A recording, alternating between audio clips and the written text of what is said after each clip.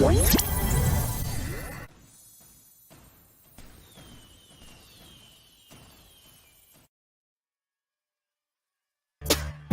is Basement Politics Unfiltered. Tonight, please help me welcome the Honorable Justin Brasch, City Council President over City of White Plains.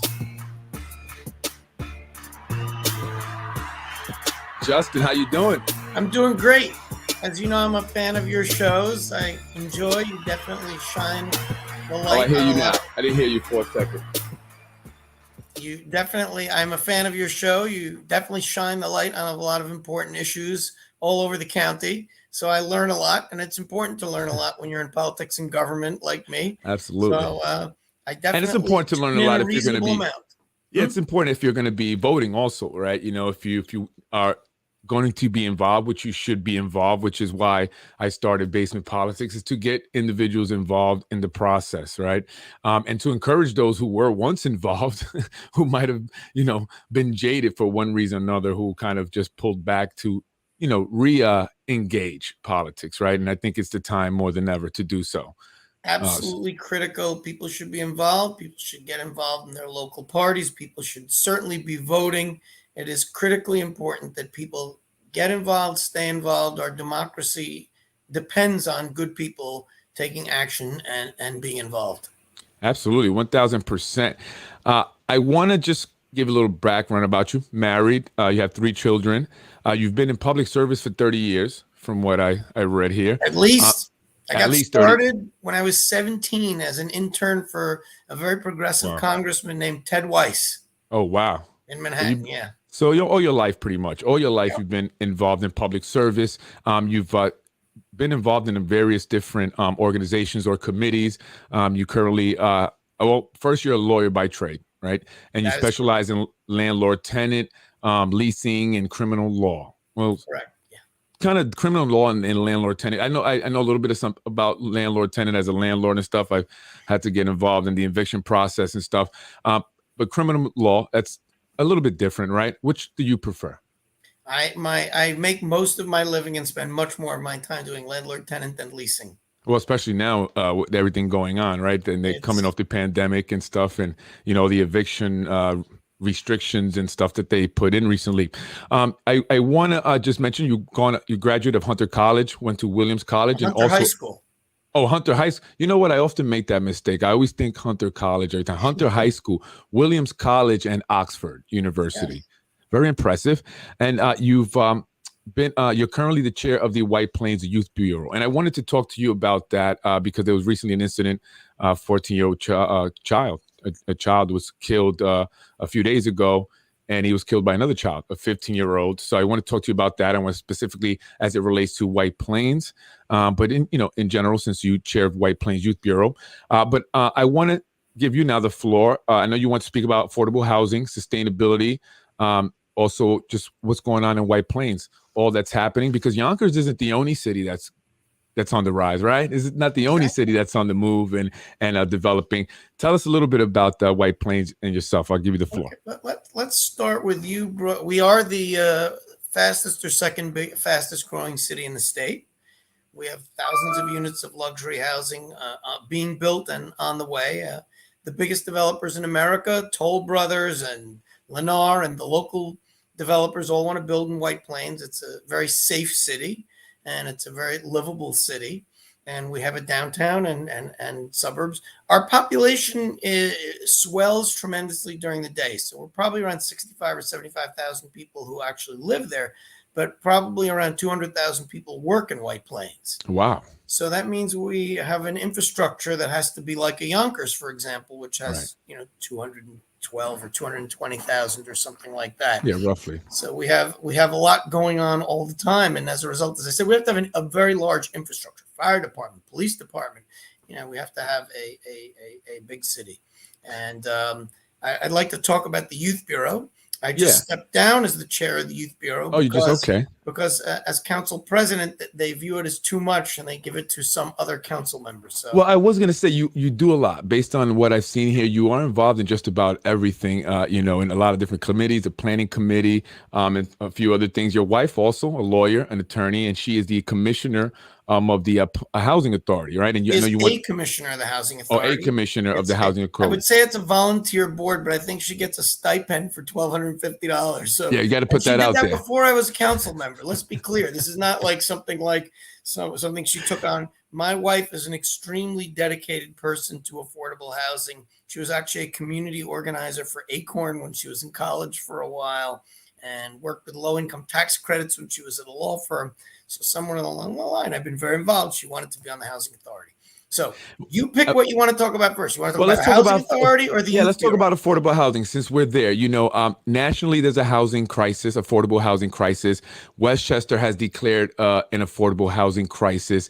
And I'm sure if you watch the show, you've seen what's been happening here in Yonkers and what I've talked about with the affordable housing ordinance.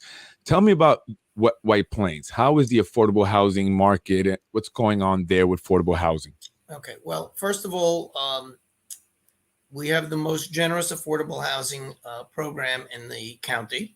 If a big developer comes in to put up a multifamily building, they have to put 12 to 13% of the units into affordable housing or into a fund. So if they don't want to do the affordable housing, they can give us money so that we can use it for affordable housing. And it is only allowed to be used for affordable housing. And that would be approved by the city council. When I ran 4.5 years ago for city council, I ran very strongly on expanding it. So it was 10%, now it's 12 or 13. But more importantly, and what I'm most proud of is that it is citywide. It was only in the downtown area.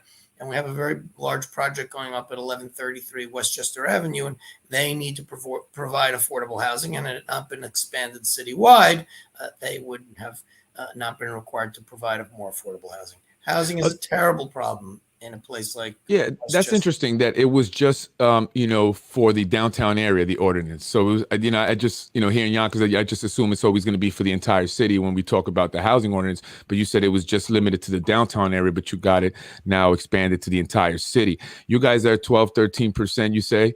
Yonkers, I think currently they have the new proposal. I'm not sure if it passed or yet, but it's 10 to 13%, just depending on, you know, some certain stipulations or what the developer is deciding to do. And you said you brought it up from 10 and to 12 to 13, where it's at now in only 4 years. Why do you think Yonkers has had so much trouble? One of the biggest complaints is that, you know, for all this time, many of the elected officials have been there, that it hasn't moved up, right? And how did you manage to, in your time there, to get White Plains up to 12 and 13 from 10? We have a very supportive council and mayor for affordable housing, is the truth. I mean, it's a delicate balance because, of course, I wish it was 20% like the council passed in Yonkers and was vetoed. But the problem is you don't want to chase the developers out because they are creating affordable housing and they are creating housing, and we need more housing in general. The big problem in general, it's even worse in White Plains than it is in Yonkers, is land costs so much. And that's why it's hard to create a lot of affordable housing. And it's limited. You're also limited. We are a very small city geographically. We're 8.8 square miles. So we have very little space. And the reason some people were annoyed that we moved the mandate citywide because they wanted to keep it only in the downtown area because they're afraid of apartment buildings going in the more suburban areas or external areas of the city. That's usually the fight that, you know, from a lot of people who oppose it. That's one of the fights we have once in a while. But in general, people are pretty supportive as long as we don't. So I want to go to the Youth Bureau and why development is so important in the city of White Plains. We need development. We need business. We need growth. And that's why we're like Shelley Mayer and Andrea Stewart Cousins and George Latimer and Ken Jenkins. We are practical progressives. I'm very much in that mold of we want to build and we want to do things, but we need money. And you need money from business and development and a successful downtown area. And we have that. And that's why we can have an amazing youth bureau. For 4.5 years, I was the chair of the youth bureau. Our youth bureau is the second biggest in the United States of America. They have 2,000 to 3,000 kids a day go through our doors. Wow. And you can learn anything in our youth bureau. I mean, the traditional things that you would think of, like boxing and cooking, of course, but we have a youth court. And we have, believe it or not, we have During my tenure, we bought a second flight simulator so kids can learn what it's Really? like to fly a plane, skiing, That's awesome. And I STEM. just want to stop you there. Yeah, I think that that's great. That's thinking outside the box. I like those ideas. You brought in a second flight simulator. I was in high school, and that's something I've mentioned on my podcast. While in high school in 11th grade, they offered a program where students could spend the morning time in school doing the regular studies, and then the second part of the day they took us out to the airport where we actually we learned to fly. We learned all about becoming pilots, and we actually got into a Cessna and got to take it off. That was a huge thing for me. For me, coming from Southwest Yonkers, that's something I can never imagine. I actually took off a plane and landed it, right? And so that just exposed me to a lot of stuff. So you providing that, and thinking outside the box with a flight simulator. And I'm sorry, what was the other thing that you mentioned? I wish that I could take credit for the flight simulator, but it originally came to us because some guy had one in his basement and he didn't know what to do with it. And an activist in White Plains said, let's give it to the Youth Bureau. And it was so successful that we bought a more upgraded and better one, and the kids love it. We take it. Yeah, that's incredible. And you said you mentioned something about the court. We have a youth court where kids actually take kids who get into trouble, and they make the decisions with the judge of what's going to happen to that kid. So they're involved in the legal process, and we do things with cops and kids. And the most important thing we do is, of course, we provide summer camps, STEAM and STEM, and we provide SAT training for kids. I mean, we are really we can give you summer internships in businesses. We are trying to give kids a positive experience to try different things, to see where you want to be and what you want to do in life. And there's an incredible person named Frank Williams, who's the executive director, and he really has devoted his life to helping kids to find where they are and what they can do and expose them. More importantly, we run the gamut of economics in White Plains. We have public housing and we have wealthy people. And it's a great credit. One of the reasons I moved to White Plains was the diversity. And we have almost no youth crime from our kids.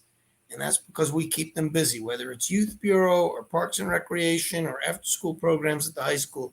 We keep our kids busy and constructive for a long time, and it has incredible results with our high school and our graduation rates. And we're obviously all very proud of that. We're trying to do the right kinds of things by our kids. And that's important. I think it needs to be replicated by more places. Oh, 1,000%. One thing I want to shine light on, which I hope you'll do a radio show about, which I've been told I have no business poking my nose into, but much to my chagrin and disappointment and sadness, I recently read the other day that the graduation rate at Mount Vernon High School is 54%. Wow. Yeah, I don't do a lot of Mount Vernon stuff. I know there was some Mount Vernon Exposed or something that was doing a few things, but I think they stopped. But I definitely need to look into that because I wanted to ask you that question. In White Plains, tell me some of the statistics there, the schools, the demographic, how many are Black, how many are Hispanic, how many are white, the rate of poverty among the students. Generals. Our schools are actually more heavily Latin than our city, but our schools are something like 50 to 55% Latin. And from there, I can't really give the numbers. Our city is not 55% Latin, and I can't really explain that.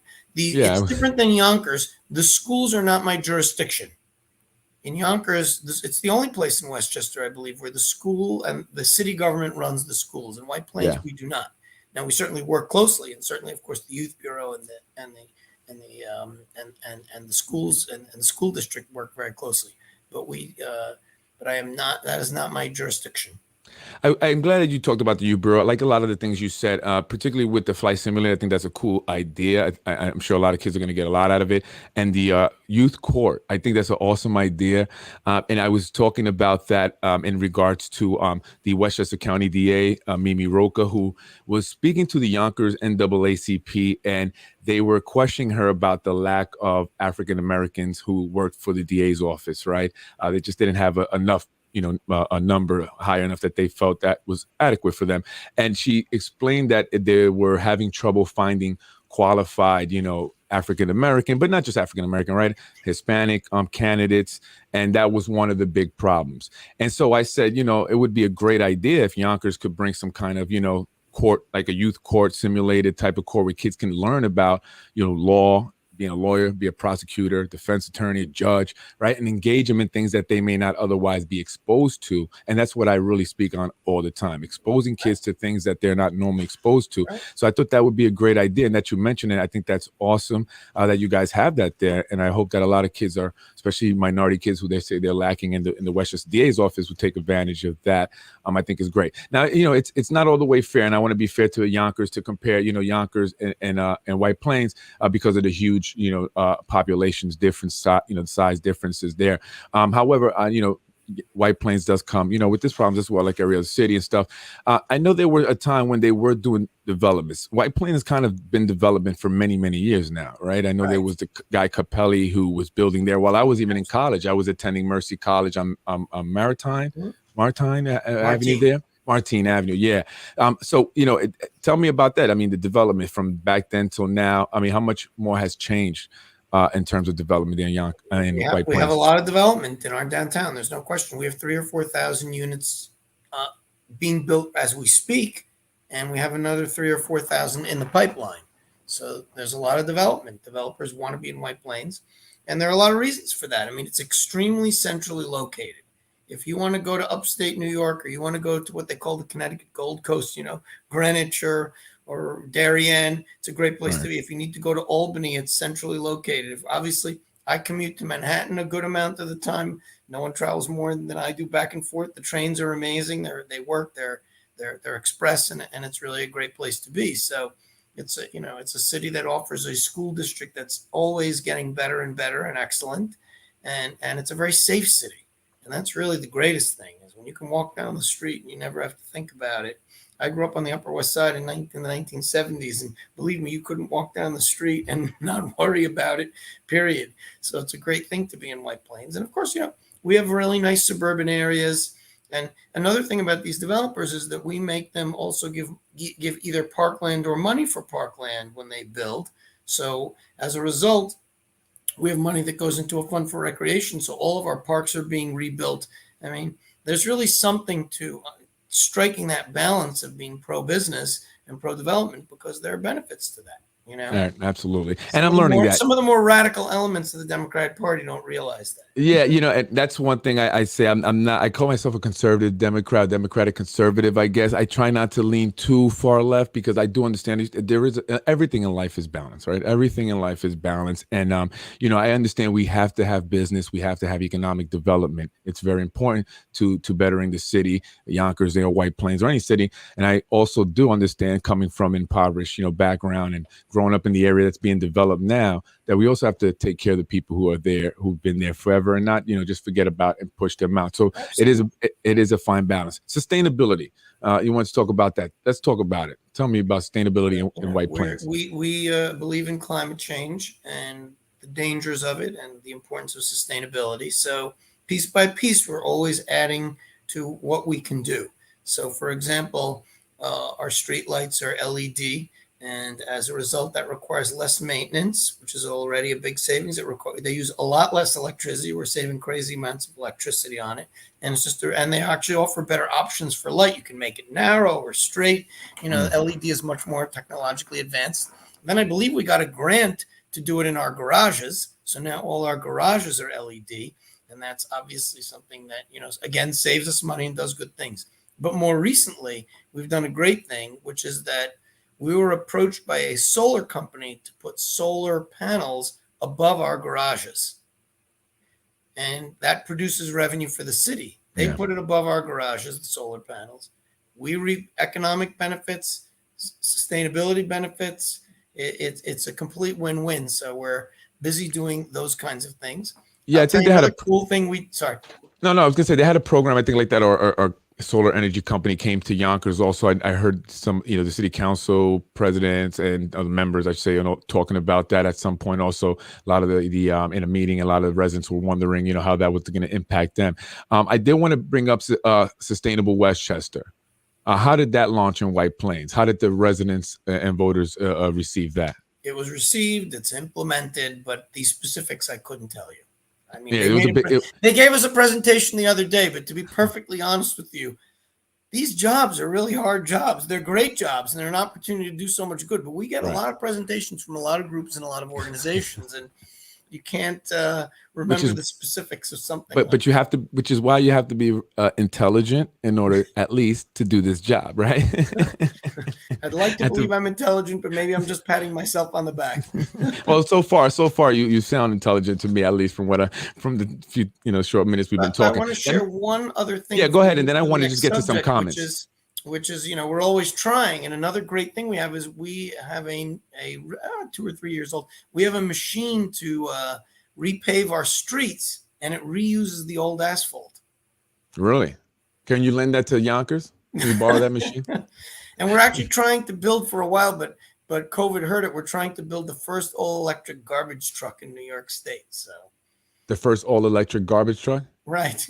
Well, I think, a lot of, and I know the police departments are looking at going all electric with their police vehicles as another way to, to go all climate change and stuff. Although I have my opinions about that just from history, but, I hear that that's happening also with all electric police vehicles. That'd be great. An all electric garbage truck. I think that'd be awesome. I would love to see that, actually. I just want to get to some comments real quick here. Actually, Ron Matton, I'm sure, do you know Ron Matton? Mm-hmm. He's asked, he says, why is White Plains only 8 to 12% affordable housing? But you mentioned it was 12 to 13. It's 12 to 13 actually. And why would Ron think that? I can't explain that. And the truth be told, well, he is correct. It can be 8 to 12% depending on the AMI and the amount of just the area median income. So that's correct. Right. But the goal is to get it closer to 12. But yes, I mean, look, we're doing what we can. And I'd like to do more. And personally, if I was the mayor, we would be doing more and trying out different things. But the reality is, you can chase out the developers, and then you're going to have a different problem. Do I think they can be pushed in different ways? I do. I think more so we need to be looking at federal tax credits and the things that can be being done with that, and look at land we may or may not have. I mean, in general, as a country, I think that we need to address the housing crisis and problem. There's not enough affordable housing. There's not enough housing, period, for the whole country. It's not I don't know about the whole country. Certainly in Westchester County and in New York, in Southern New York, we know there's a real housing problem. There's not enough housing. Housing takes too much of a person's, too high a percentage of somebody's income. And we really need to be thinking in a more strategic and a different way about how to address that problem.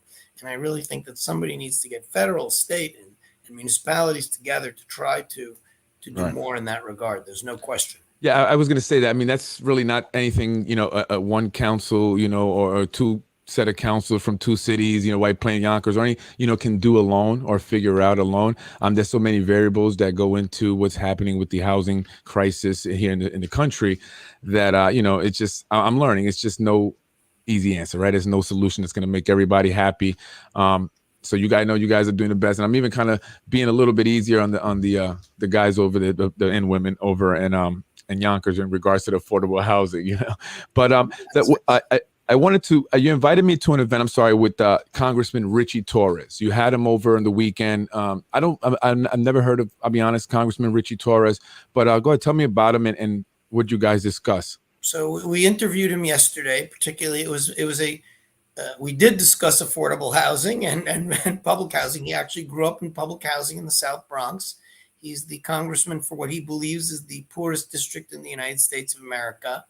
And why he came to my side, I am a citywide elected official, but why he came to my corner of White Plains, he was being sponsored by the 5 synagogues. He's a tremendous supporter of Israel and Zionism and fighter against anti-Semitism.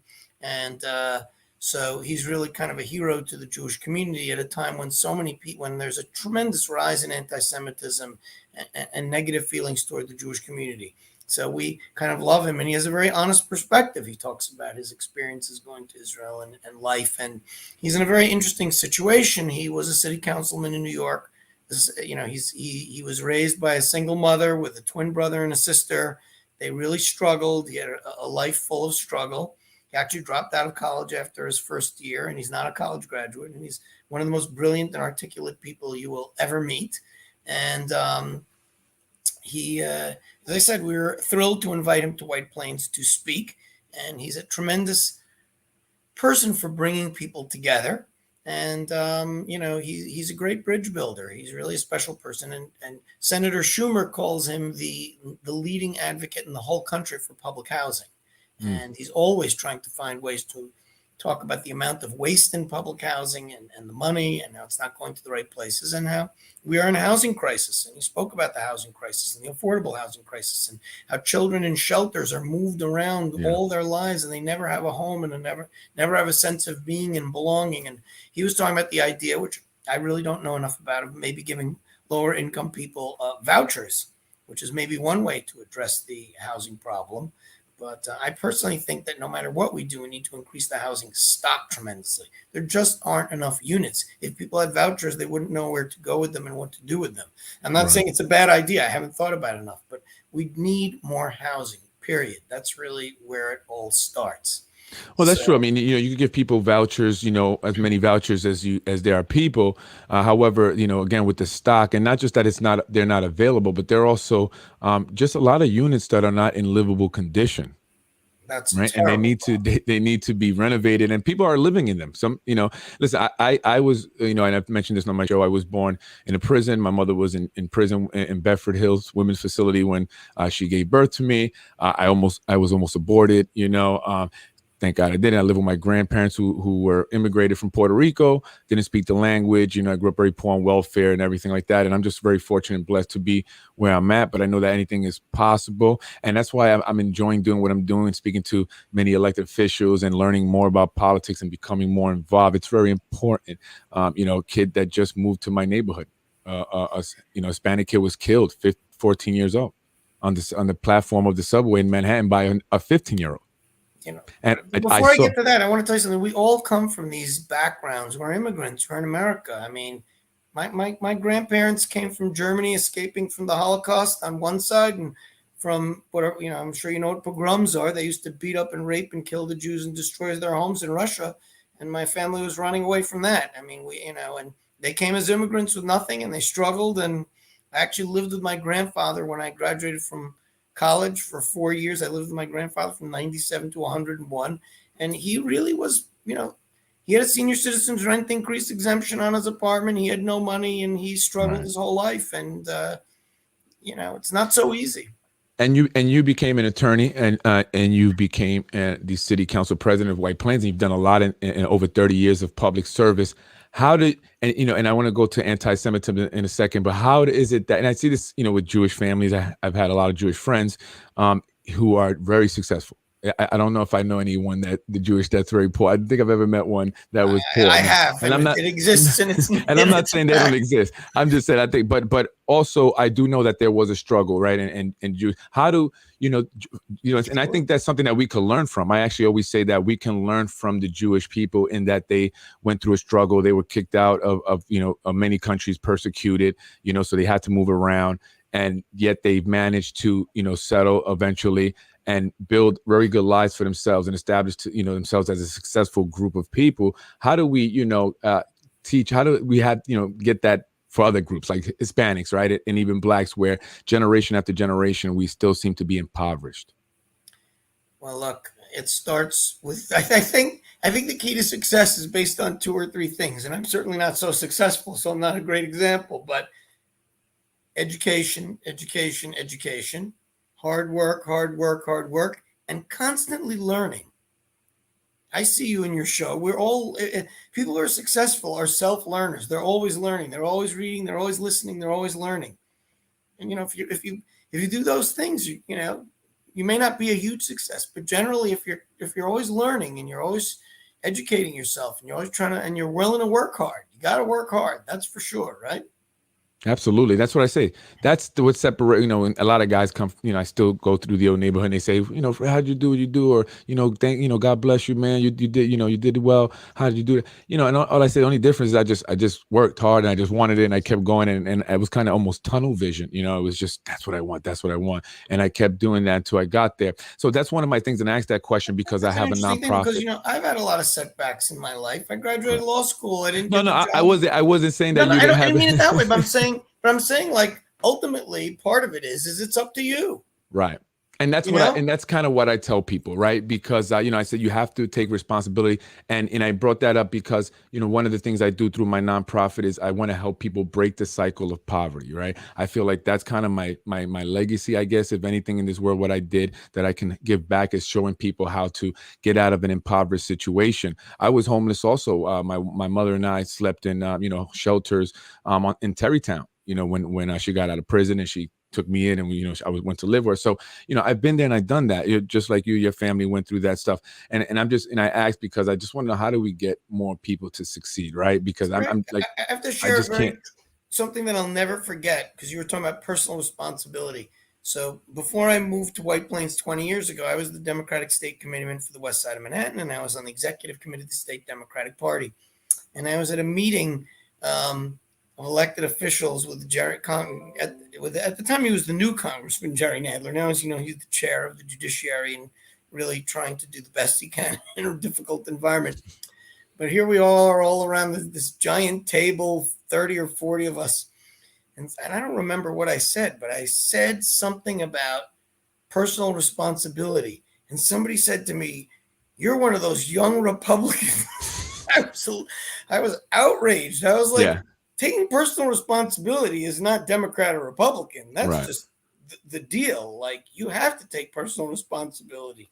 I mean, 1000%. I That's was funny you really say that. shocked that somebody told me that I was like some right wing crazy, Well, and to this day, of course, I reject that. I'm a very progressive person. I've devoted my life to helping others and better education and better schools and better youth programs and better housing. By the way, in White Plains, we're rebuilding all of our all of our public housing, one building at a time, and making sure that people who are in affordable housing get into it. Once in a while, there's an error, and trying to think about how to do it better. We're including moderate income people in those buildings. I mean, we all have to work to do better and do better as a society. right. Sorry.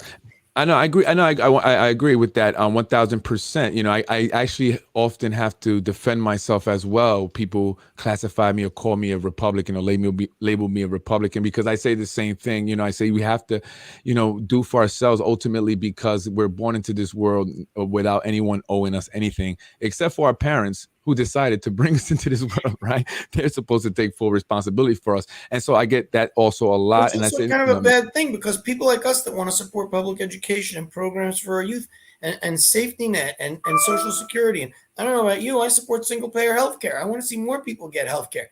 But I do understand that you need money to pay for that. And I do right. understand that people need to even need to get up and work and have ambition. Right. And that's what I want to do, through my nonprofit and through some of my companies is help, individuals, have that mindset. You have to work hard and you can get there. I remember there was a time when I was collecting an unemployment check, and I didn't know what I was going to do. I couldn't sleep at night, Sure. wondering what, but, I kept pushing, and eventually a lot of things started to open up and I took advantage of that. So I appreciate you engaging me in that topic because that's something that's very important to me, just inspiring others and kind of encouraging others. You can do it. Doesn't matter where you're from. It doesn't matter where you start. I don't believe that at all. Before we wrap things up, is there anything else that we didn't touch on that you'd like to touch on tonight? I'm a politician. I could talk forever. I've Was there enjoyed anything talking to you. important specific? I'm very proud of my city, like you're proud of your city, the great things going Oh yeah, I on. love Yonkers. I do. And it's a great time for me and people in White Plains and to be involved in public life in White Plains. We're doing a lot of terrific things, and of course we can do better, and we need to do better, and we need to always try to do better. But it's really a great time to be in public life and to be living in a place like White Plains, and you know. It is my hope that everywhere will continue to get better and will grow and help more kids. Absolutely. And how's the crime there in White Plains? Is it how's the crime there? I'm sure it's Very, low. very, very low. Yeah, I would Yeah, imagine. and getting lower. I Yeah. mean, but we do cops and kids. We have all kinds of programs for that. And as I said, we keep our kids very busy with programs. But crime is actually quite low, and that's actually one of the reasons these developers want to come to White Plains is because it's a very safe place to be. And of course, we are, we're growing, we're expanding our police force. We have added, we've added bicycle cops in the downtown area so that we can keep an eye on more and have greater accessibility and all the rest of that. But we have an amazing police force, to tell you the truth, and they fortunately are trained very well. We've learned from some Yeah. mistakes which we've made in the past, but we are, They go through a lot of training, more than I believe any other force in the county. You'll definitely get pulled over in White Plains. That's for sure. I know that. I don't mess around. No U-turns at all, especially on what's the main street there. Don't do any U-turns there. They'll pull you over. But I do appreciate you guys offering those 15-minute free parking things or whatever that is, where you can pull in real quick to go pick something up. I appreciate that. There are some places like that, not enough. I will tell you, my greatest thing is when I was a new councilman is, believe it or not, there was not free. There's free parking on Sundays, but there was not free parking on Memorial Day and Labor Day and 4th of July and Christmas and New Year's. So I said, we're making friends of our enemies, and this is ridiculous. A friend of mine had a bar mitzvah on Memorial Day, and all of his partner, all the people he works with, parked on the street, and they all got tickets. Wow. So I said, that's ridiculous. Like, there's a reasonable expectation that on Memorial Day, if parking is free on the street on Sunday, you should do it there. So. Right. No, I noticed on you guys had the free. You can solve some problems. I have other problems with parking, but again, I'm just a councilman. Yeah, parking is one of the biggest issues, I think, here in the city of Yonkers, especially the downtown area. It's a lot of construction going on, so there's a lot of traffic there. So I was going crazy this morning trying to get into the downtown area. It's just a lot of road work that's happening. So I'm hoping that we can get through that very quick, because it's taken me forever just to get from downtown to the post office back to my office. It's ridiculous. But I just want to. I'm glad you're on the show. I appreciate you. I met you over at Corazon. But no, I didn't. Is that the first time I met you, or did I meet you before? I think that was the first time we met. Yeah, we're at Corazon Pineda's fundraiser, which great public great night. I had a good night. Yeah, I had a good night that night. I stayed there for a while, actually. And you came up to me and you said that you liked the show, and I appreciated that. My wife, people are going up to my wife too, and they say and telling her how much they like the show, and now she's starting to kind of be like, wait a minute, maybe you have something here. And I'm like, and I actually got a call from NPR, National Public Radio. Is that what they're called? They actually told me they were watching the show. They like what I'm doing. Out from Chicago, and I'm supposed to be getting a call from them. My wife is like, call him. I'm like, honey, I don't know if this is really what I want to do. Really, it truly is not what I ultimately want to do. We're looking to just really build our Little Prodigies brand. I love doing the educational daycare, the nonprofit, and we hope to buy some land soon upstate in the Catskills and maybe create a Little Prodigies camp. So that's my goal. I want to be very involved with the kids. Like I said, for me, it's big to break the cycle, breaking the cycle of poverty. And that's kind of my big focus. So, I appreciate you. If you have a show on NPR, you could do it on a broader basis and teach people the importance of youth programs and doing things for kids. No, that's definitely true. And that would be a reason why would motivate me really to call. But my mother-in-law, she wants me to call because she wants a house in Maui.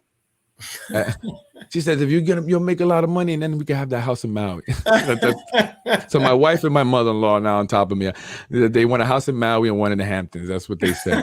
That's what it's all about for them. They're not low budget. No. Well, that's really my mother-in-law. She's the Hampton and Maui. I said, you want both? Really?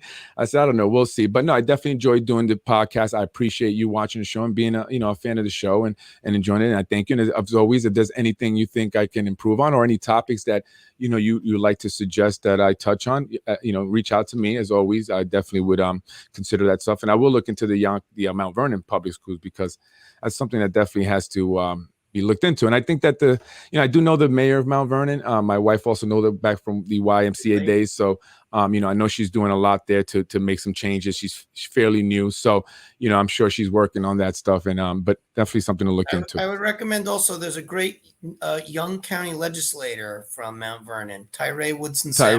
Yeah, I know Tyree. He's really a dynamic, terrific guy.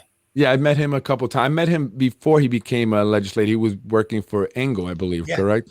Yeah, and I met him at some event at one point. Good guy, always says hello to me when he sees me. So definitely young guy too. So that's always inspiring and stuff. And if there's anything ever in White Plains, please, especially with involving kids or youth or whatever, there's anything I can do to help out with the youth or whatever in White Plains, I definitely would love to be a part of that. And same here, though. If you think of things I should be doing in White Plains, I expect you to tell me, because we have to learn from people like you. We're limited. We don't have all the ideas, and when we hear great ones, we certainly want to run with them. Well, I appreciate you being open to accepting ideas. Right, that's a little bit refreshing. Maybe some people can learn from. I have a lot to learn, and I'm constantly trying, like you. So. That's it. And I always tell people, you never stop learning in life. You will go to the grave learning. That's what I believe in, and I can learn from anybody. It doesn't matter age, gender, or whatever. So I learn from my kids every day. Anyway, Justin Brasch, City Council President over the City of White Plains, Honorable Justin Brasch. I appreciate you joining the show. I appreciate you watching. Thank you very much, and I had a great conversation with you. And I look forward to speaking some more. Folks, help me give him a Thank you. I round of appreciate applause. you. There you go. Thank you. Have a great night. I appreciate you joining the show. Take care. Thank you. That was City Council President of White Plains, Justin Brasch, the Honorable Justin Brasch. I say that because that's the title, and I know that it's important and respectful to use people's titles, even if they may not, want you to do that. I know I don't have an MBA. People say, why don't you put MBA? I'm like, it's pretentious, I think. Anyway, Ron, I appreciate the questions and the comments. Thank you very much. I do want to touch on something really quick. I saw the picture up of the 14-year-old boy that was killed on the Manhattan platform. I didn't know him, but I saw him the day that he died. And what's crazy about it is that, and I hate to say this, but I looked at him and I said, not sure if he's headed in the right direction. And there's been a few times where I've said that about a kid, unfortunately, and they ended up somewhere that wasn't good, whether it was in jail or unfortunately where they ended up dead. But it's just something about, the attitude or the way they carry themselves or, their behavior that, you see something that's not good. Right. And unfortunately, that day when I saw him, the day it happened, that's what I thought. And I was just like, I couldn't believe it when I heard that, and the family had just moved to the neighborhood.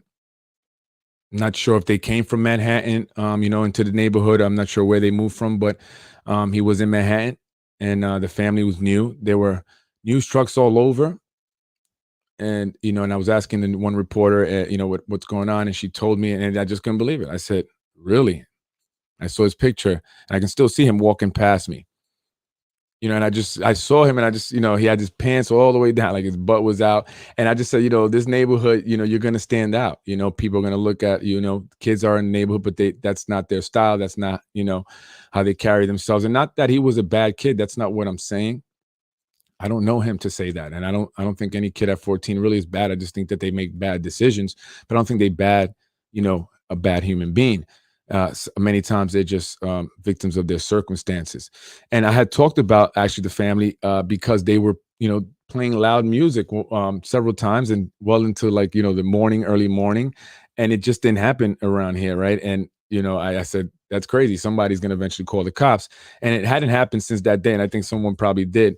And that's why they didn't do it. But I just remember saying, when we come out the hood, we come by a house and we come into the suburbs or whatever, we have to, change everything. We have to change the way we think. We have to change, the way we make decisions, and our culture in a way. And I don't mean by that by like our Latino culture, but I mean the hood culture, right? Where, you play loud music into the early hours and in your near your neighbors, but you're cursing loudly, whether in Spanish or English. And, you're just disrupting the peace and kind of, because that's what the hood is. I remember we used to be out there late at night, car blasting music. Everybody was outside, right? We never thought about anyone sleeping or anything like that. But, and then, the way you carry yourself in a certain environment, you just have to you have to change the mentality. The goal is to get out the hood and leave everything behind. You got to get out the hood.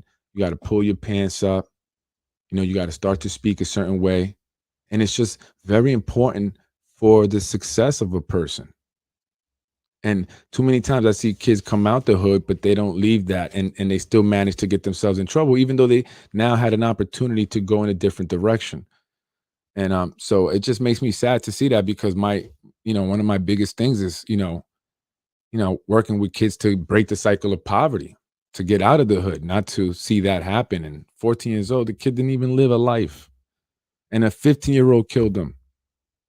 Two young Latino kids destroyed their lives destroyed.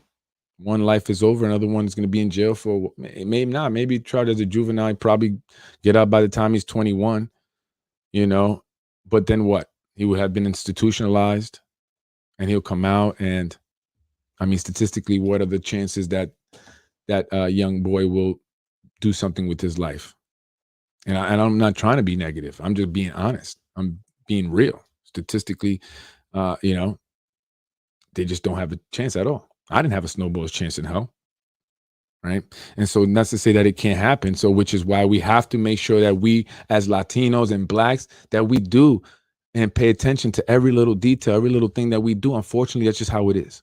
Okay. We can't just think that people are going to be okay with us, you know, regardless if we have our pants down a certain way or we give a certain attitude or talk a certain way and they're supposed to accept that. That's just not reality. You know, that's just not reality.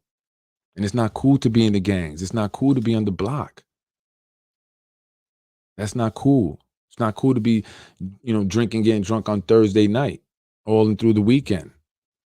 That's not cool. It's not cool to see how many women you can have sex with and to talk about it with your friends. It's not cool. It's not being a man, you know? And we have to start mentioning this, Black and Latinos. We have to talk about this. We have to say that. That's not cool. No, that's loser status. And let's put it out there. And let's show kids that doing that behavior is not acceptable. But oftentimes we kind of idolize that. We kind of make that like, you know, that's the cool, yo, that's how you, yo, what up? Yeah, yeah. You know, and a lot of that attitude, that thugged out stuff, that really comes from insecurity. Okay. That really comes from that individual. I don't care how tough he tries to be. You know, you can have your pants down, sagging, you can have a blade, you know, whatever, the whole tattooed up and everything. But that comes from insecurities. That comes from being hurt and angry inside and from things that happen in that person's past. And it comes out and it surfaces and it, you know, causes them to make bad decisions. Somebody disrespects your mama, you got to beat them up and stab them because that kid didn't deserve to get stabbed. I doubt he did anything that deserved for him to get stabbed and killed. Right? I'm sure maybe he had some words or whatever, and that's all it took to take a life. What you looking at, punk? Oh, what you looking at, punk? I'm from this gang. Oh, I'm from this gang. I'm from this block. Oh, you from that block? I'm from this block. All right, I'm gonna kill you.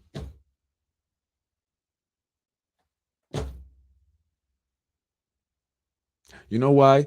One of the reasons that the Jews, in talking with Councilman Brasch, have succeeded, even though they've gone through the struggles that they have, and even succeed even with anti-Semitism, even if it is on the rise, because they stick together. They look out for each other. They want to see each other succeed and do well. And they're willing to put their wants and needs to the side for another member of their race, their group.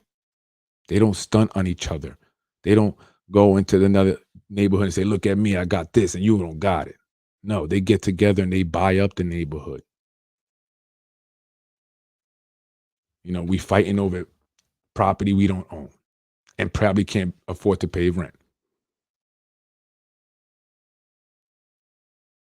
And you have all these black leaders, Hispanic leaders, and they don't care. You know why? Because they got theirs. They're out. So what?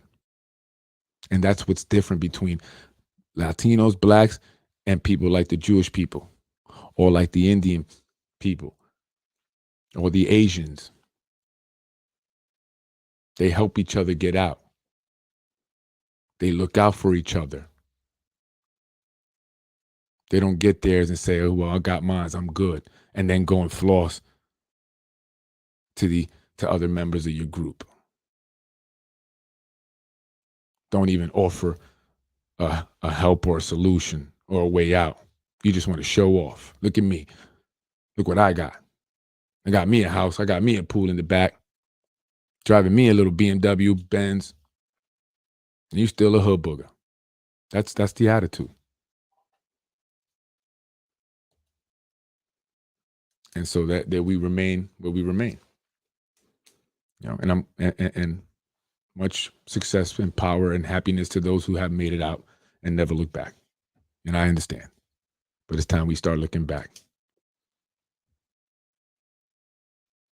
It's not okay just to be successful and allow these statistics to continue the way they are. I mean, Black women account for 37% of the abortion rate. 37%.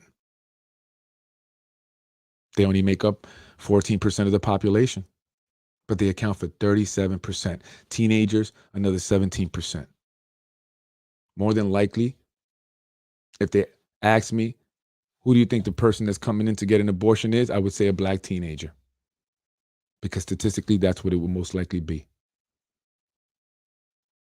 And look at the population growth of Blacks from 50 years, do a 50-year time frame, and other groups. Look at the rate. It's almost stagnant when it comes to Blacks.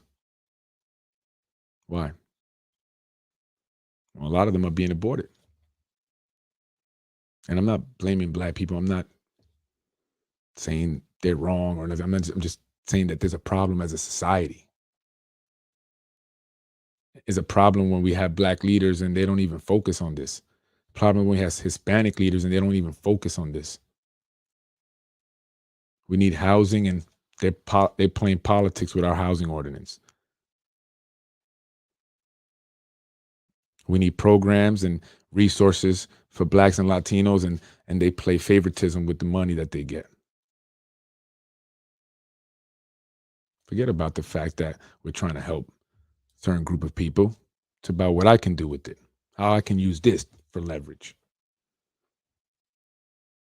Because as I always say, we are crabs in a bucket. That's how we think. Crabs in a bucket.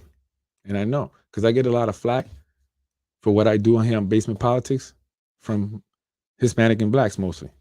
Believe it or not.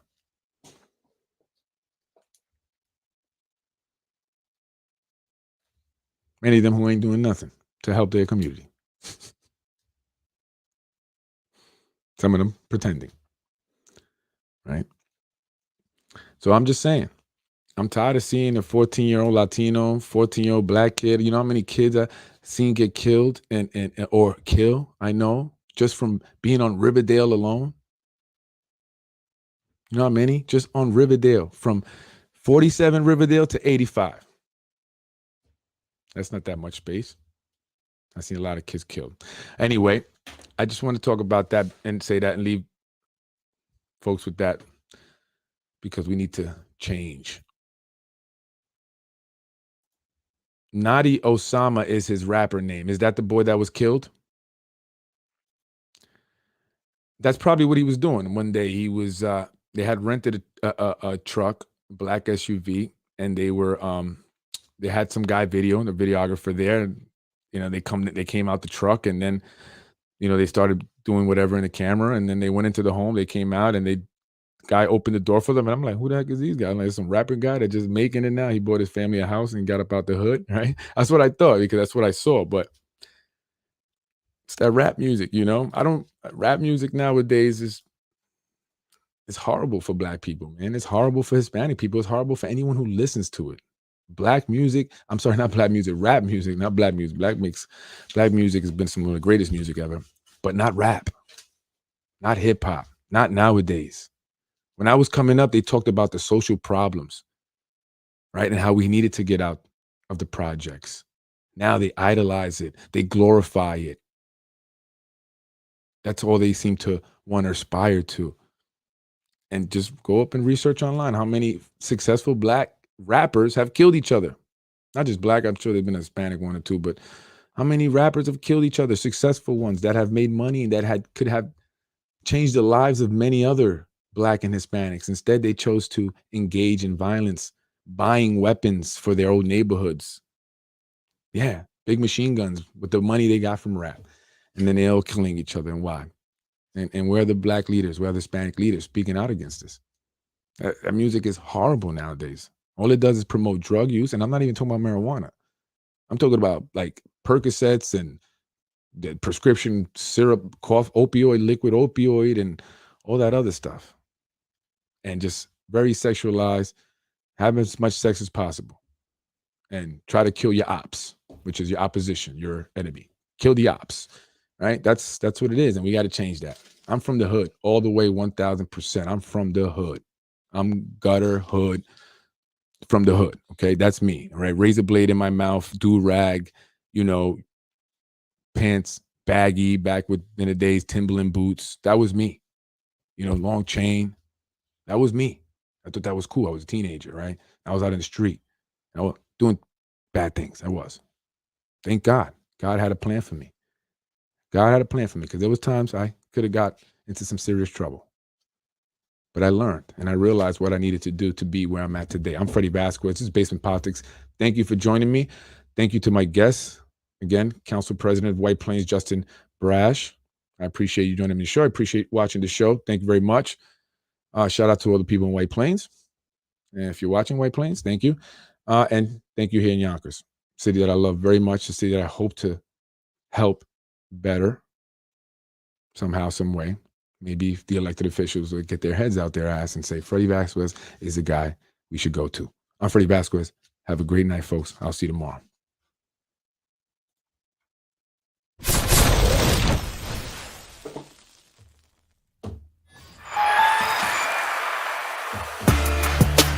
I am Freddy Vazquez. That was Basement Politics Unfiltered for Monday, July 11, 2022. Special guest, the Honorable Justin Brasch, City Council President of the City of White Plains.